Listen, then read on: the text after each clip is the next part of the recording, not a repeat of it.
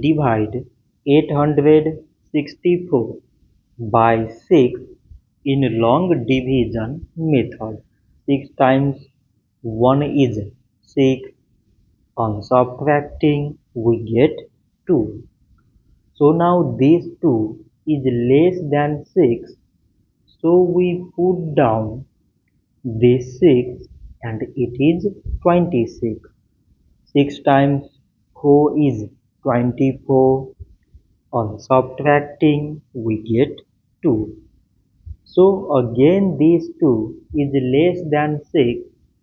So we put down this 4 and it is 24. 6 times 4 is 24. On subtracting, we get 0.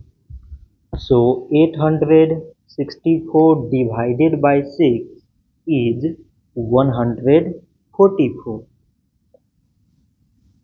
So this much for today and thanks for watching.